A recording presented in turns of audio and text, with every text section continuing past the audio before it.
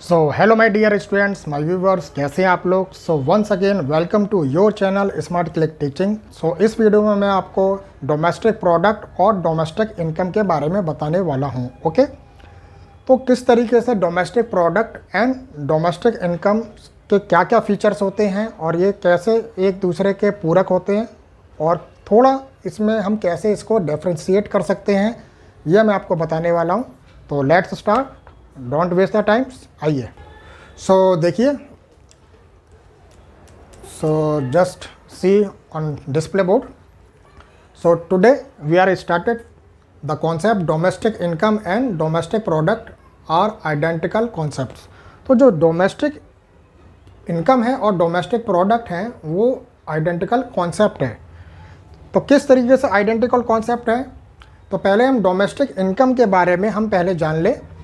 तो refers to the total income earned by all the factor of production, यानी जो भी हम अर्न कर रहे हैं, किससे अर्न हो रहा है हमारा इनकम, फैक्टर ऑफ प्रोडक्शन से।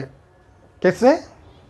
फैक्टर ऑफ प्रोडक्शन से जो भी इनकम का स्रोत बन रहा है या जनरेट हो रहा है। अब फैक्टर ऑफ प्रोडक्शन क्या होते हैं? Land, labour, capital and entrepreneurships. Okay, ये आपने 9th क्लास में भी पढ़ा होगा, 10th में भी पढ़ा होगा, थोड़ा बहुत 11th में भी पढ़ा होगा।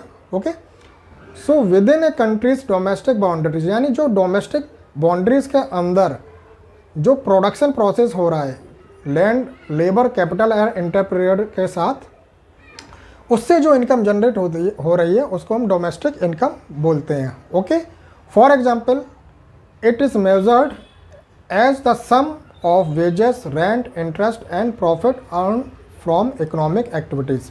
यानी अगर हम इसको मेज़र करें तो हम टोटल कर दें, किसका टोटल कर दें? वेजेस का, रेंट का, इंटरेस्ट का एंड प्रॉफिट का।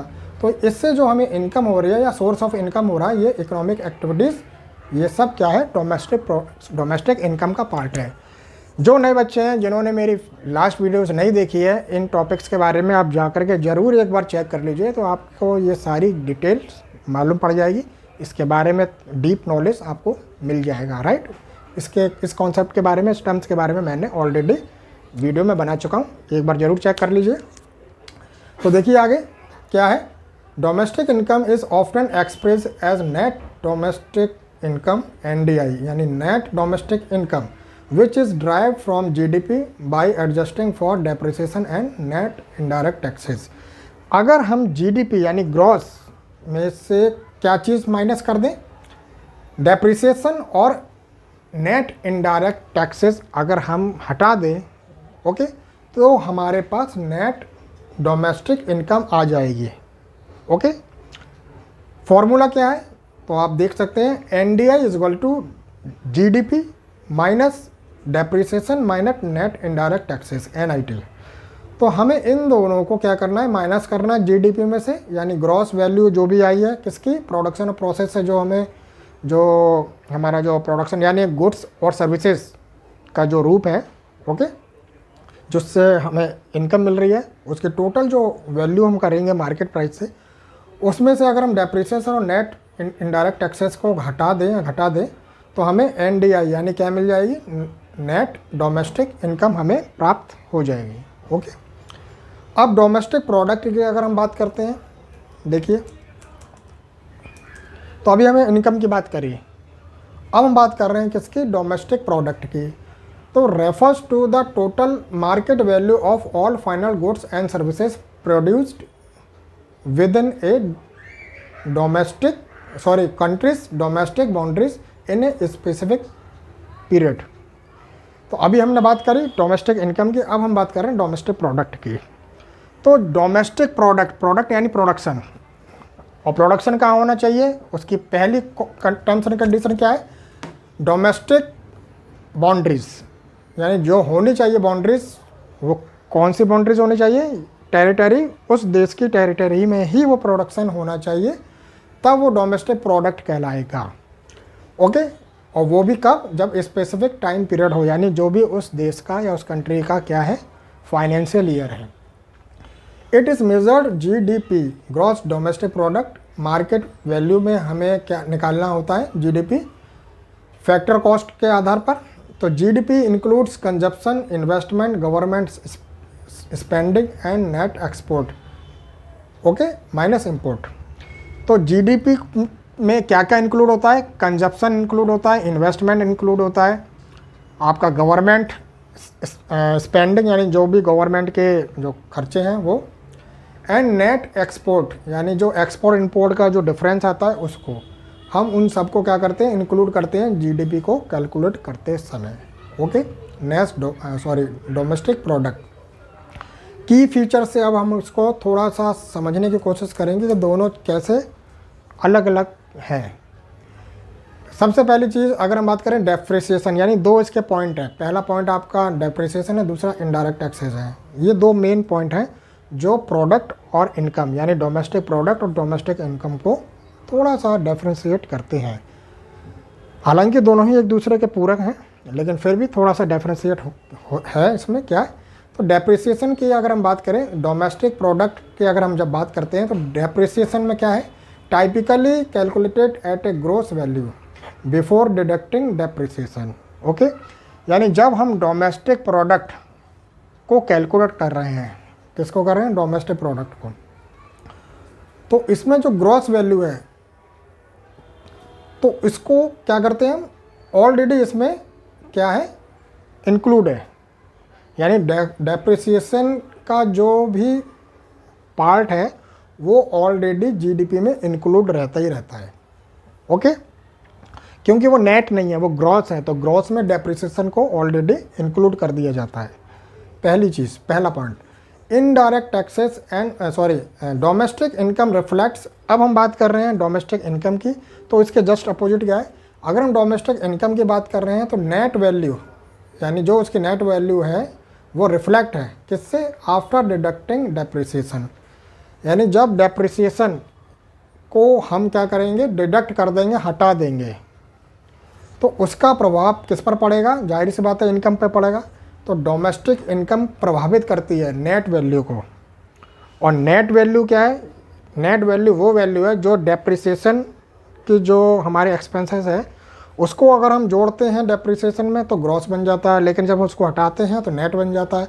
तो जब नेट वैल्यू को हम हटाएंगे तो जाहिर सी बात है हमारे जो डोमेस्टिक इनकम है यानी उस प्रोडक्ट की वैल्यू जो हमारी मार्केट प्राइस में जो हमने निकाली है उसमें से अगर हम नेट वैल्यू को हटा दें तो जाहिर सी बात है उसमें कुछ अंतर आएगा, या राइट। तो उसी अंतर को प्रभावित करती है वो, किसको? डोमेस्टिक इनकम को प्रभावित करती है वो नेट वैल्यू, ओके। लेकिन वही वैल्यू जब नेट वैल्यू को हम जोड़ देते हैं डेप्रिसिएशन की जो नेट वैल्यू निकली है तो वो डेप्रिसिएशन क्या है? डोमेस्टिक प्रोडक्ट में इंक्लूड हो जाती है, ओके।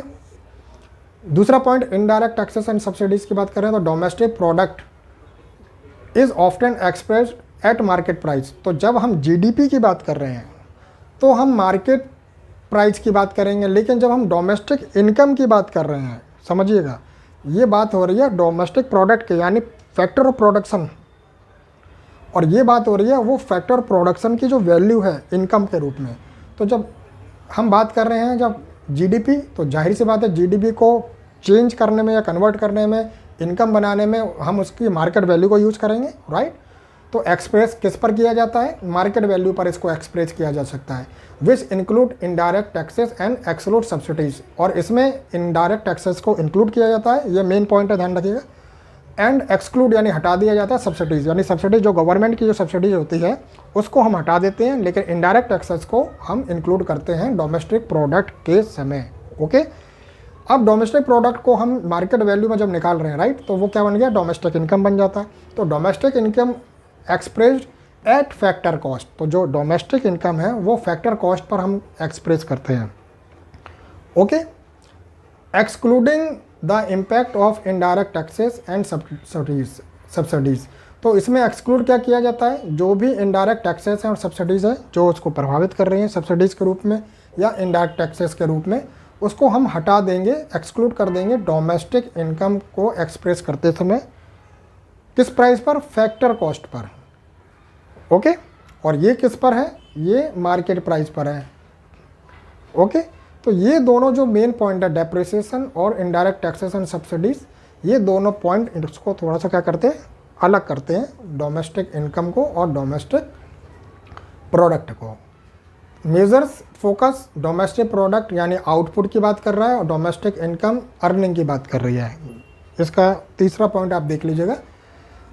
मेजरमेंट किस चीज़ का करती है, वो आउटपुट का इंक्लूड करती है। यानी डोमेस्टिक प्रोडक्ट को जब हम कैलकुलेट करते हैं तो हमारा सारा फोकस होता है आउटपुट पर, यानी एक साल में जितना भी गुड्स एंड सर्विसेज का आउटपुट जो निकला है अपने डोमेस्टिक टेरिटरी के अंदर, हमारा फोकस आउटपुट पर रहता है। उसी तरीके से एक साल में जो भी फाइनेंशियल ईयर हुआ है तो उस डोमेस्टिक प्रोडक्ट का जो मार्केट वैल्यू, उससे जो हमारी अर्निंग हो रही है, हमारा सारा जो फोकस है वो अर्निंग पर होगा। That is called domestic income. Okay, तो इस तरीके से थोड़ा कैलकुलेशन आप देख लीजिए क्या है। सो कंक्लूजन में आप देख लीजिएगा। While domestic income and domestic product are interconnected है क्या, डोमेस्टिक इनकम और डोमेस्टिक प्रोडक्ट, जैसे मैंने अभी बताया आपको। Since income is generated through the production process, तो यहाँ पर हम क्या बात कर रहे हैं, जो हमारा जो डोमेस्टिक प्रोडक्ट है वो कैसे निकल रहा है, प्रोडक्शन प्रोसेस के माध्यम से। They are not identical. Okay, adjustment like depreciation and net indirect taxes differentiate the two concept, यानी कॉन्सेप्ट तो ये एक ही है। ओके, लेकिन अगर हम सिर्फ इन दो पॉइंट के आधार पर अगर हम बात करें, डेप्रिसिएशंस एंड इनडायरेक्ट टैक्सेस के आधार पर हम बात करें, तो इसको हम थोड़ा सा अलग कर सकते हैं। यानी ये दो पॉइंट या दो कॉन्सेप्ट बन जाते हैं, डोमेस्टिक इनकम और domestic product. Okay, on the basis of these two points. Okay, तो उम्मीद करता हूँ डोमेस्टिक इनकम और डोमेस्टिक प्रोडक्ट की ये जो माइनर सी जो थोड़ी सी जो जानकारी है, जो दोनों को थोड़ा अलग करती है, राइट, ये आपको पॉइंट समझ में आया होगा, आई होप। तो नेक्स्ट वीडियो में मैं न्यू कॉन्सेप्ट के साथ आपके सामने फिर से आऊँगा। तो लाइक, सब्सक्राइब, शेयर जरूर करते रहिए, कमेंट्स के माध्यम से मुझे बताते रहिए, क्योंकि ये चैनल आप ही का है, ग्रो करवाइए, कहीं मत जाइए। मेरे YouTube channel smart click teaching से जुड़े रहिए। Best of luck, love you all.